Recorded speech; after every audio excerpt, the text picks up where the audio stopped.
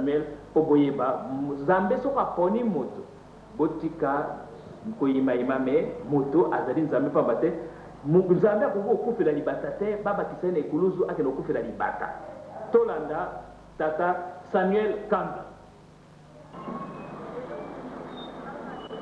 Rufiji 21, la résidence de papa Kanza à Kitambo.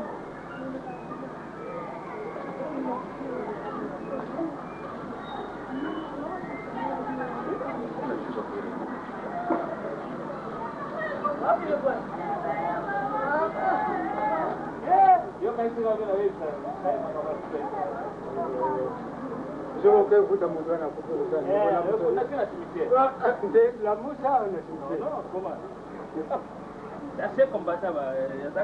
Il faut pas soyer, même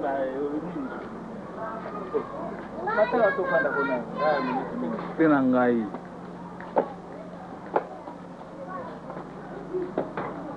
Bombe nangona nawo.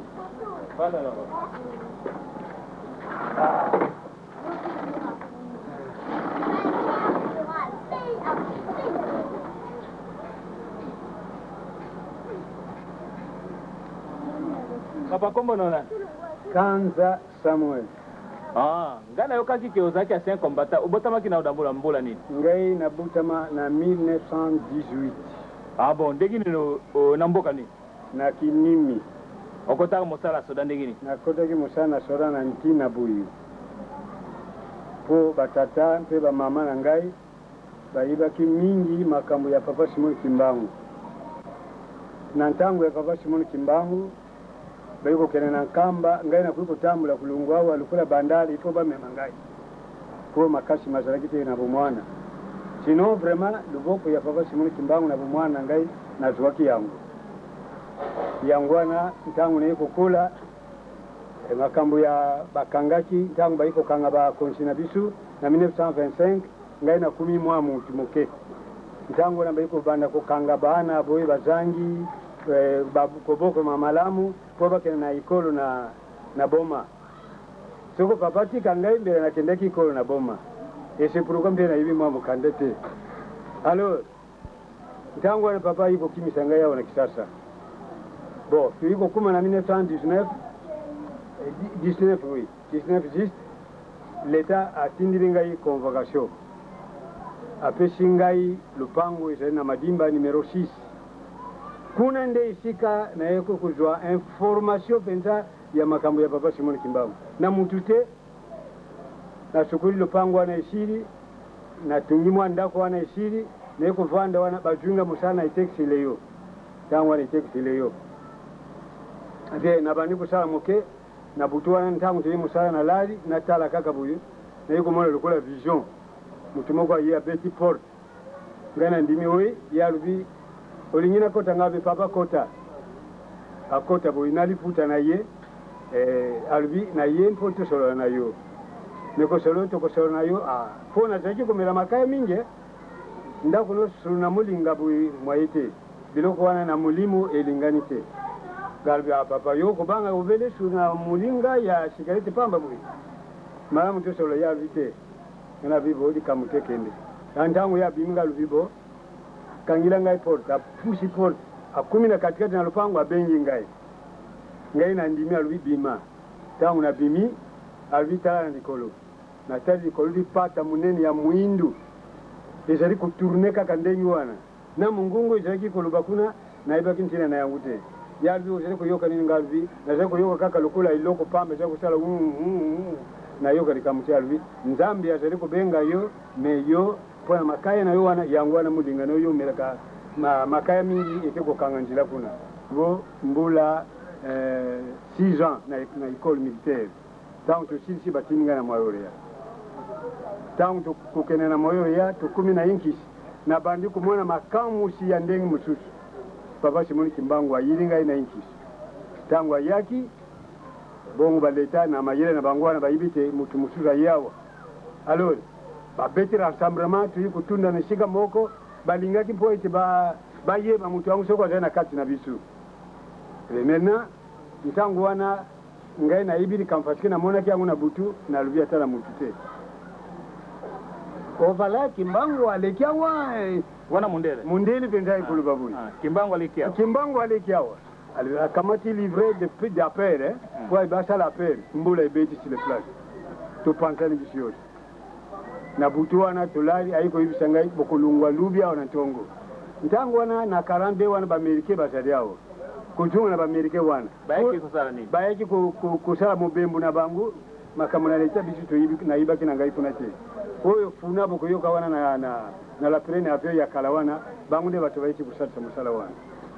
Alors na 4h le matin tolamuki 3 ya ribusu lungwaki na kisasa eleki ya 2e nde bangu 3 wana yiko leka ya 3e ikamati bisu bisu basoda yote iko kena na moyo zake ebele penza tukumi na matadi tuke kukuta bangu bazana matadi bamerike bazana matadi bon tangu tukiti na 3 bangu pe bakiti tuke kukuta na bangu batu moko membona kukuta na batu bangu bazaliki lokula ba centenaire na porte wana bazali ku surveiller premier sergent major na biso azalaki oyibi lo fundo azalaki na bangu akamati fimbo akangi na saki na ye alinja kuta babedi yangu bamindeni tangu bamoni bakimi bangu yose bakamati fimbo wana babwaki na maji tukoti tulungwa tukumi na boma tusalaki me poso mubimba na boma une semaine mubimba eloko ekangaki biso wana ezalite nzoka nde ezalaki koluka njila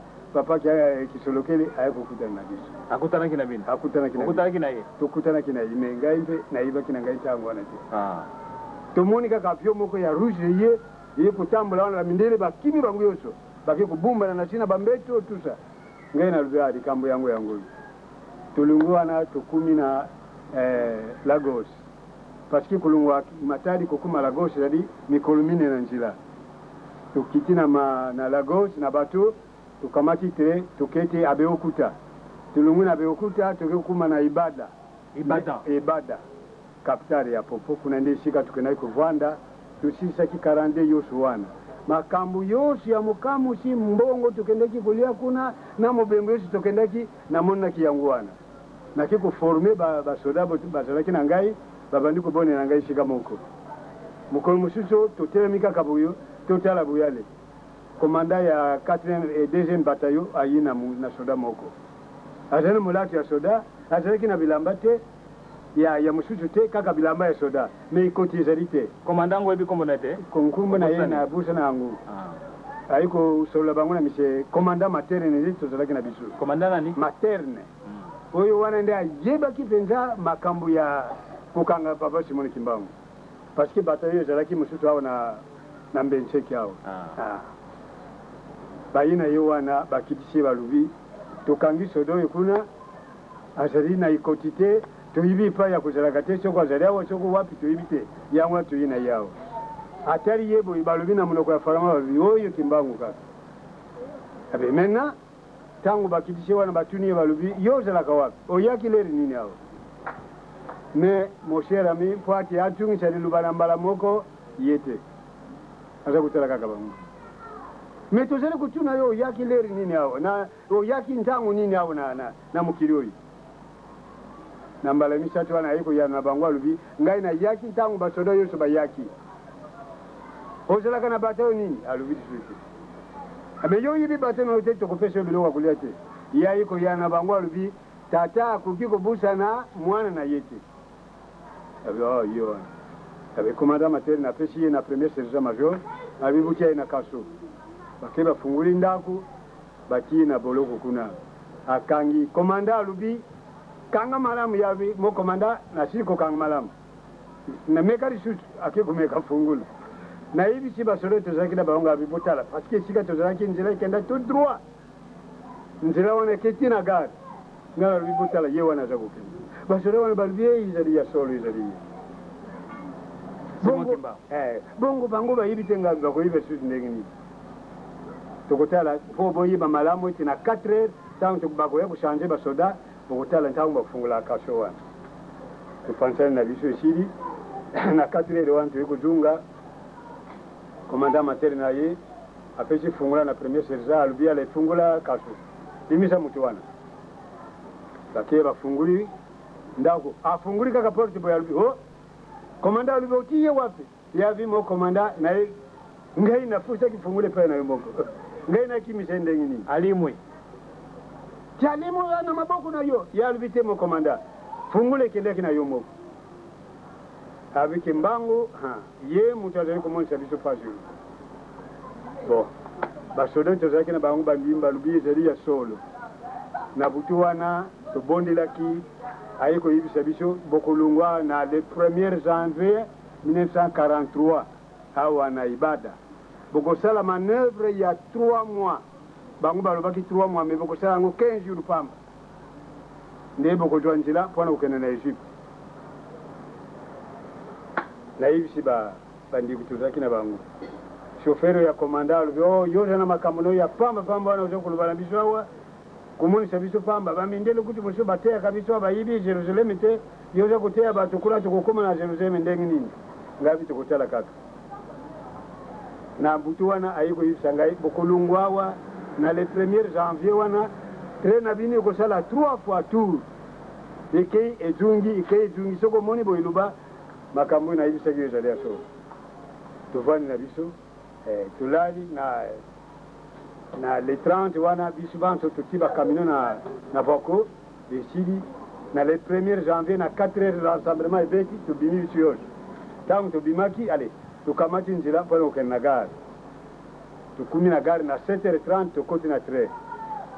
tokoti na train tozwi bisika na bondeli singabi boye tozalaki kozala na bango lisanga balingi kaka bazala periperi na ngai bayeba likambo nalobaki soko ezali ya solo maintenant babeti ngunga ale tre ekei tolungi lokola awa kokuma na hôpital awa ale machine mazungi na gare bango balobiki papa olobaki solo machine ezungi na gare na ndenge nini boye tozungi liso na gare tofandi moke ale babeti lisusu ngunga tokei tokumi pa tokende kosuka machine lisusu tre ezungi liso na gare mbala mibali ya misato alituleki tokendaki na funtwa tosalaki manœuvre 3 mois ekokaki te toyi kosilisa yango na 15 jours nde tokendaki kosala défilé na mboka boza koyenga Libreville na Kano esika tosalaki défilé monene oyo papa Simoni Kimbangu ayaki na cheval na Kano mindele bakimi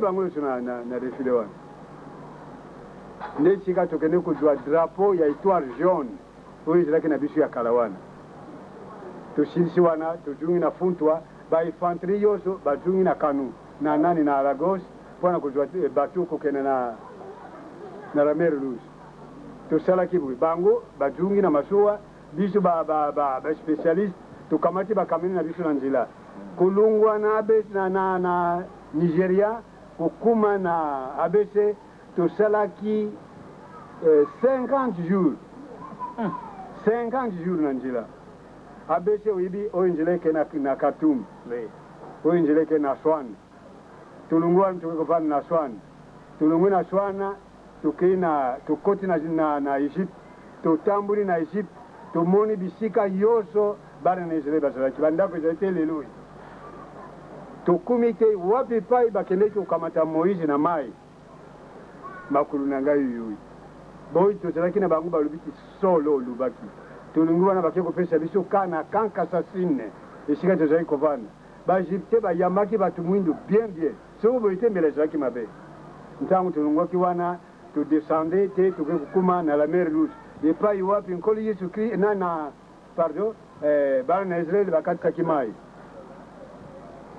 nde tovandaki wana esika wana tokendaki kovanda nde esika tozalaki kozwa mobembo kokende kotikala na Jerusaleme une semaine kotambola bepai wapi Yesu Kristo atambulaki banda wana la mer Rouge tina Yerusalemu osaki mikolo boyi na nzela ezali kaka mokolo moko c'est-à-dire kokota soki okoti na train na Egypte na 7 heures ya mpukwa na 17 heures wana non 18 heures 18 heures soki bokoti na 18 heures bokokuma lobi na midi na Jerusalem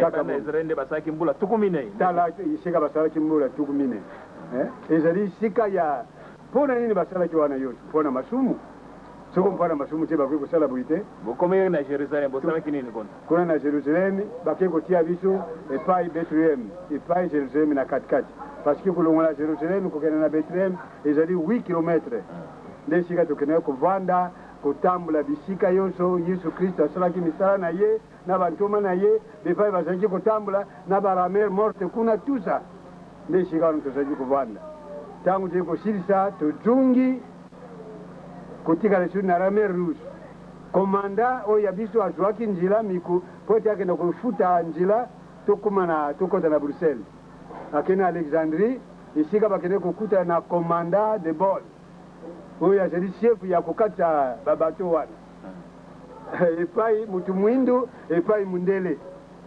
kokabola boye na kati epai boye mundele epai mwindu abiyo kokende na bato ewapi abiyo tokokenda kosala manevre na bruxelles parce que ntango wana baallemane baza na bruxelles ya bango balobi te bakoki kokende kuna te parce que na la guerre 14 et 18 bopesaki miko bolobaki tokotika mokili na bino botikaki te bango balungaki na etumba sika bokoki kokamata bango bokende na bango lisusu na bruxelles kosala nini kole na bruxelles ndiko na bango nani azali kuna ale zunga na bango kozunga tozungaki tuli kovanda lisusu na mpukwa wana papa simoni kimbangu ayi kokota na kati na ka mindele yonso bapanzani ayaki na cheval mindele bakimi bango yonso me bamonaki ndenge nini simoni kimbangu bakimaki ndenge nini toyebi te na mwaye na bangoezalaki ndenge nini nzoto na ye ya bomwindo me enfin toyebi eloko bango bazalaki kokimina te mindele bakimi mindele yonso bakimi babumbani na bandako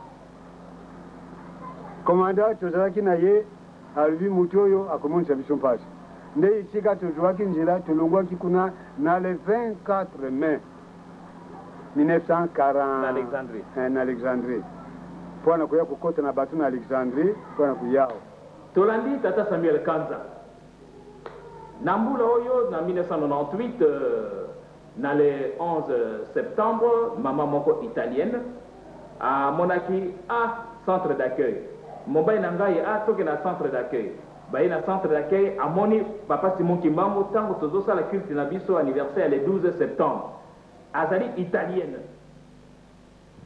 tolanda ye mama patricia une italienne et puis mobali na ye tata diomi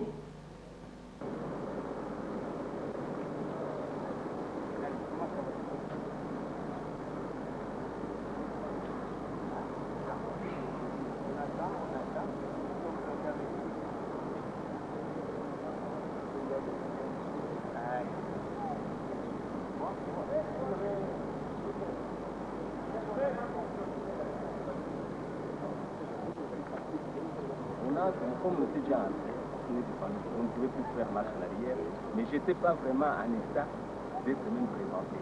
J'avais une veste, une chemise, un pantalon jean, des chaussures vraiment très basses. J'étais vraiment comme ça, comme si j'étais sur le plan spirituel. En tout cas, Rome a pour toutes les documentations concernant la civilisation au monde, en tout cas, bien ça.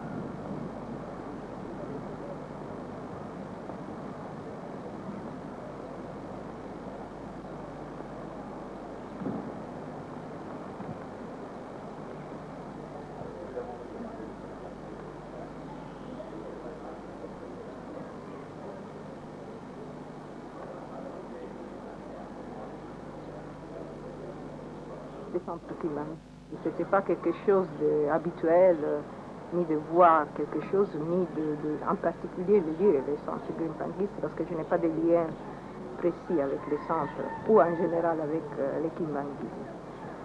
Le lendemain matin, encore, j'ai eu la même vision et l'impulsion de venir ici. Bon, j'ai parlé avec lui et j'ai même dit qu'on pouvait essayer de venir. Et même si on ne savait pas quoi dire dès qu'on était ici, on pouvait quand même voir ce qui s'est passé.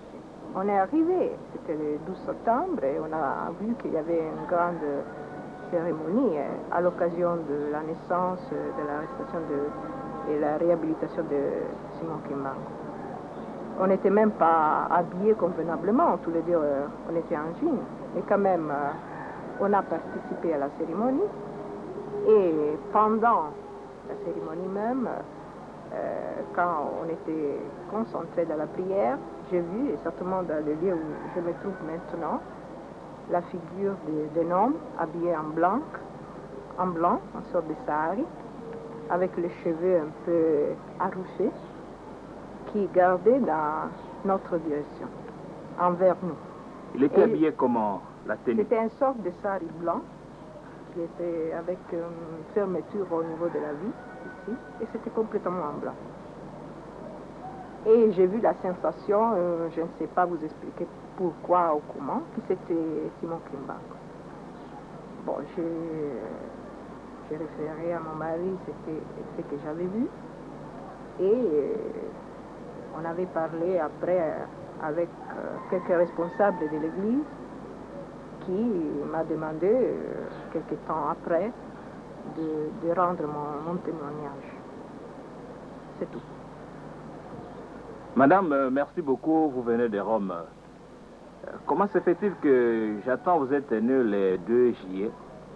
C'est le 2 juillet aussi que Maman Kimpavita fut brûlée vive à San Salvador. Oui. C'est quoi, comment vous expliquez ce lien-là, historique? Bon, je ne sais pas vous expliquer, mais je sais sûrement pour les petites connaissances que j'ai de l'histoire Congo en général, qu'il y a un lien entre mon pays, en particulier le centre de l'Italie. C'est le même lieu où je suis originaire, c'est-à-dire l'Umbria. C'est là où venaient les Capucins qui ont condamné à mort Kimpavita. C'est là où il vient même le juge qui a jugé Simon Kimbangu, parce que le nom de Rossi, c'est un nom typiquement italien, en plus du centre-nord de l'Italie. Et il y a ce lien bizarre que moi, je ne serai pas à mesure de vous expliquer, qu'on ne retrouve pas dans l'histoire générale du pays, mais qui est lié, je crois, à la spiritualité des peuples italiens peut-être, et au peuple congolais de l'autre côté. Maman, merci beaucoup. Nous avançons vers l'an 2000. Vous êtes chrétienne. Comment vous voyez l'avenir du christianisme avec tous les secousses que nous sommes en train d'enregistrer au monde? Moi, je vois la nécessité d'incarner le christianisme dans la culture de chaque pays. C'est très important que chaque peuple, chaque culture puisse exprimer sa spiritualité à sa manière. Et ça, c'est vraiment l'essence, selon moi, selon mon avis, de l'universalisme que doit être l'objectif principal de l'évolution du christianisme pour les 3e millénaire. C'est-à-dire, chaque peuple, en se basant sur sa culture, sa spiritualité, doit pouvoir attendre la divinité et Dieu, mais avec les moyens qui sont propres à sa culture, parce que c'est très important. Autrement, il y a des sens d'aliénation qui peuvent préjuger même la profondeur d'une religion. Il doit se développer cette projection vers l'universalisme à partir de la culture de chaque peuple. Maman, vous avez déjà assisté à plusieurs cultes kimbanguistes. Si vous étiez demandé de donner un conseil aux kimbanguistes qui ont vécu une grande période de persécution jusqu'à ce que vous avez quand même visité quelques réalisations, oui. Qu'est-ce que vous pourriez dire comme un mot d'encouragement aux kimbanguistes? Qu'il part des prémices. Moi, je ne suis pas à mesure de faire un discours sur la doctrine que je ne connais pas. Je connais seulement le kimbanguisme du point de vue culturel. Ce que je crois est que vous partez d'une base qui est juste. Parce que la spiritualité africaine doit avoir la possibilité de s'exprimer avec ses moyens. Et rejoindre la divinité, Dieu, avec les moyens spirituels qui sont propres à sa culture.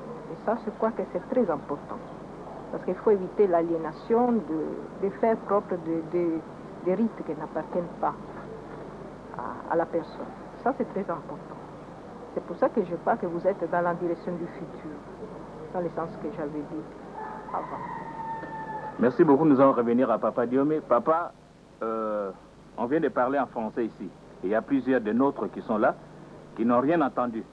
Papa Diomé, okoki komila kisasoko zadina ne pe ko le meka un peu ko limbola na monoko lingala pona bandeko na biso makambo yo mama auti kolobao. Bo mona kindengi nini bo balaki wapi yesala ndenge lobaki na lopoto po ete baninga na biso ba lobaka lingala to bayoka lingala ba ko Holanda. Kombo na ngai Papa Diomi Ndongala Nzomambo Eugène. Donc mwana tata Diomi Gaston. Mwana ya fait Papa Diomi Gaston. Diogasio batu bayibaka ye. Voilà. Ngai natangi bakalasi na nga na Rome. Tango nakendeki na kalasi nakutanaki na mama na université. Nde tobalanaki na ye. Na mbola nini? Na toyebanaki na 1986. Donc kino lelo ekokisi 12 ans. Et toyebani na ye yazali mwana ya Rome abotami na le 2 juillet 1965 na mboka Italie na Rome. Tango toye na ye awa tosambela po yaza chrétien ngape nazali chrétien. Et mokolo yo bino bakimbangiste bozalaki na fête monene awa ya réhabilitation pe liwa ya Papa Simon Kimbangu anniversaire na yango na mbola oyo. Na mbola oyo. Na pokwa na yango biso tosambelaki na ndako toyebaki pete mama ayebisi ngai nsima losambo alobi namoni vision namoni penza lokola nazotala télévision namoni centre Kimbangisi balakisi ngai centre Kimbangisi entrée ya centre Kimbangisi mpe na kati ya centre Kimbangisi nayabi likambo nini wana mais problème nini yabi te namoni penza mbala ebele centre Kimbangisi libanda na porte mpe na kati tolali na tongo na yango tosambelaki lisusu po tobanda mokolo ayebisi nga lisusu namoni lisusu centre Kimbangisi mais cette fois-ci d'une façon encore oyo ezokolakisa ke likambo ezali donc nazomona ka centre Kimbangisi et puis mongongo moko ezoloba na ngai nakende na centre Kimbangisi na biso eza boye po nsima angonga mpe paster moko mpe ayaki kotala biso tosambeli na ye lisusu amoni lisusu kaka centre Kimbangisi. Alors dans ce cas, tu as beta tour, ata libanda tota na likambo ni za kuna. Po penza ekomaki likambo motema na yezo beta kaka to ya na centre Kimbangisi. To komi na porte ezalaki likambo kokamwa. Po to moni bato ebele feti munene. So di feti nini ezali? Oh non, ezali anniversaire pour na Papa Simon Kimbangu, réhabilitation na ye tout ça. Bato pe o bayibaki biso bazaki na porte mususu babi président yo sa nini yao kapite naika utala moi pe na lobana zonga ezaki sute na yoki soni na kiti ko kita na okita ba protocole ba mimi biso ba installer biso na tribune mais na lata ki penza na ndenge longue bani c'est parce que na yebaki te ke fete ezali monene tango to komiawa ati losambo tozolanda cérémonie na mona tango moko mwasi na nga se concentrer makasi donc na moni na misu na ye azalaki très concentré na prière. Si malosambo ayebisi ngai mobali na ngai likambo namoni eza ya kokama. Namoni motu alati bilamba ya pembe tango tozosambela atelemi liboso ya place oyo bateyaka. Pe mongongo na kati ya motema elobi na ngai tala Simon Kimbangu ye wana azali na bomoi.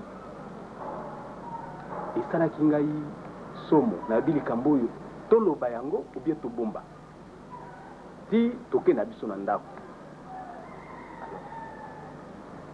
tozwi lisusu sensation azwi lisusu sensation na motema ki likambo wana akoki kobomba yango te fo ya kolo toye lisusu dimanche mususu nde tokutanaki na basali ya Nzambe ya lingomba na bino nde toyebisaki bango makambo nyonso oyo ekomelaki biso oyo mama amonaki na ndenge toyaki awa na ndenge amonike na ndenge pe mongongo ya moteme yebisi ke Papa Simon Kimbangu azali na bomoi pe azali yango wana ezali kambo munene pona ngai ina bandi pe pona lingomba Kimbangisi kinguya ya ndenge wana esalama surtout na kati ya libota na ngai po biso tozali ba katolike et yango ne kamusi biso mingi yango na tolobaki il faut to loba likambo ya bosolo oyo ekomeli biso.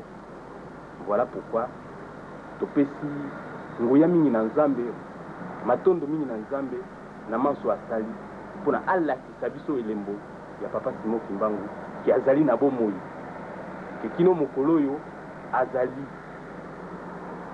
wana toencourage bato bazosambela nzambe oyo papa Simon Kimbangu asambelaki po ezali nzambe ya lokumu na ndenge ke biso tosambelaka epai ya bakatolike mais nzambe alakisi biso quand même que nzambe oyo papa Simon Kimbangu azalaki kosambela ezali mpe nzambe ya solo yango natondi bino botondi mpe natondi nzambe mpona likambo oyo nayebi te soki mama akoki kobakisa liloba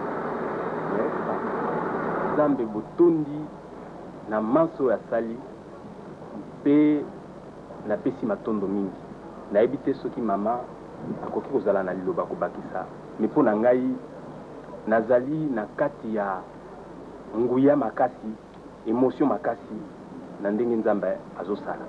Papa Dieu mozaki na Italie esika un peu base ya christianisme ezali ya catholicisme ndenge bateyaki biso awa na Congo belge ndenge oyebi oyo komona église kimbangiste parallélisme ndenge nini okokosala entre kona omonaki likambo ya tata nzambe na Italie na awa na mboka nayo moko na république démocratique du Congo na lingomba ya papa Simon Kimbangu likambo moko ngai nazalaki na makanisi ntango nazokola nako masango na bandi kalasi na ngai na basango nasalaki na séminaire ti ntango mpe nakei na Rome nazalaki kaka na makanisi wana nako masango me na université bon nzambe asalaki nakutanaki na mama Patricia ndenge nalobaki abotama mokolo oyo batumba mama Kimpa Vita le 2 juillet. Ok, mama Kimpa Vita bomamaka na 706 le 2 juillet lisusu. Oui. Et babato pe batumbaki ye ezalaki baitalien bawiti mpe na mboka ya mama oyo balobi bakapucin ya mboka eza mpenza bato ya mboka oyo mama awuti oyo awuti na centre ya Italie na Pérouse. Alors makambo oyo nzambe asali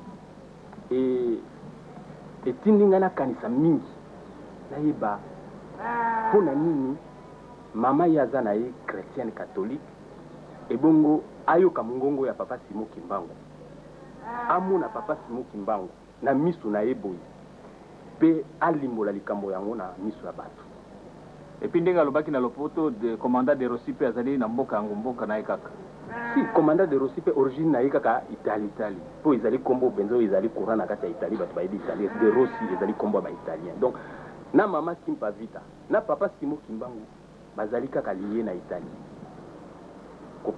kotumbama ya mama Kimpa Vita kokangama ya papa Simon Kimbangu mpe lien na kati ya Italie ezali. Alors toyebi te ngai te mutu nakoki kolimbola makambo wana mais mpo na ngai eza makamusi minene mpo na ngai moko deja eza makamusi minene oyo nzambe azosala pamba te tozalaki na ndako abengi biso na nguya na ye atindi biso toyati na centre Kimbangisi losambo etoki papa Simon Kimbangu amilakisi epa mama mpe mama ayoki mongongo ya motema ezoyo banetala Simon Kimbangu ye wana telemi liboso ya bato nyonso fete ezalaki monene bato batondi ye kutu akanisiki bato mosusu bamonaki ye atuni ngai natuna soki bato mosusu bamonaki papa Simon te mokolo wana na mois de septembre penga natuni balobi te moto amonaki ye te eza kaka ye moko mpe ekamwisi ye donc mpo na biso bachrétien mpo na biso tozosambela nzambe oyo asambelaka Simon Kimbangu mpo na ngai namoni bato bozosambela nzambe oyo asambelaki Simon Kimbangu botia nguya mpo pamba te amilakisiki aza na bomoi mpe azali na bomoi donc seke nzambe wana azali nzambe ya nguya donc biso tokoki kosala commentaire mosusu te ngai nakoloba kaka oyo namoni na travers ya mwasi na ngai ndenge mwasi na ngai ayebisi ngai mpo ye aza na ye mondele na ayebaki papa Simon Kimbangu te ayebaki histoire wana mpe mpenza te aye koyeba yango kaka na ndenge makambo oyo nyonso ezokobima na miso ya bato. Christian, je viens de suivre aussi ton mari, tout ce qu'il a dû nous résumer un peu à Lingala. Est-ce qu'au sein de votre famille, il n'y a pas un parent ou bien un grand-parent qui avait visité aussi l'Afrique ou bien qui était aussi religieux au sein de votre famille? Ma famille est originaire de la ville d'Assisi. Pour ceux qui connaissent la culture italienne, la ville où vient Saint François d'Assise, c'est une ville religieuse qui représente beaucoup pour la spiritualité italienne. Mais il n'y a pas vraiment de lien avec l'Afrique pour ce qui concerne ma famille. Je peux vous dire seulement que toute ma famille est originaire de cet endroit de l'Italie qui est vraiment le cœur. Le cœur de l'Italie. C'est là où se trouvait Romulus et Rémus? Non, ça c'est vraiment Rome. Ah, ça c'est Rome. Ça c'est un peu plus au nord de Rome, l'Umbria. L'Umbrie. Qui est une région connue pour la spiritualité chrétienne, surtout au Moyen-Âge. Est-ce que vous avez un dernier mot, maman? Non, je peux seulement vous dire que ni moi ni mon mari ne sommes pas en mesure d'expliquer ce qui s'est passé, parce que c'est quelque chose qui nous échappe complètement. Mais je sais que vous êtes une église prophétique et vous êtes en mesure d'interpréter les signes. Pour ce que je peux comprendre de ce qui s'est passé et en même temps de votre religion, je crois simplement qu'il s'agit d'un signe. Ce ne sera pas à moi de discerner ces signes. C'est vous, les chefs de l'église, qui seront en mesure de le faire. Une petite discrétion, vous commencez déjà par le lingala? Moke. Même Kikongo, Fioti. Ah bon? Pas plus que ça. Ok, merci. Évitez les galobi, du Camoni, ne salemi nangai. Ngai, ma camonyon, so eza maman dona Béatrice, village nangai. Eza la tata, maman Kinzembo, bakubomaki bamona ba missionnaire bautaki, namboka nangai.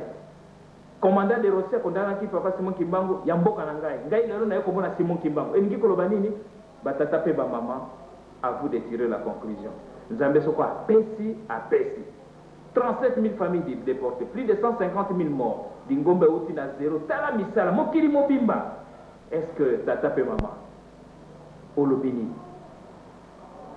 Tikeza likanisi na biso. Ngai na yoto yeba ete. Nzambe ayiko visiter biso. Denga visiter ki ba juif. Denga visiter ki les arabes. Denga visiter ki ba romains. Pamba te Nzambe azali injuste te. Akosa likambo denga alingi. Est-ce qu'avant a fait sa moto, il faut comité central, il y a moto zarawana. Tant qu'on a Abraham, Isaac, Jacob, Joseph, Daniel, tous les prophètes. Il y a une réunion. C'est quoi pour les Simon qui manque yo moko moini. Batata pe ba maman, makambo mazali mingi. Oh,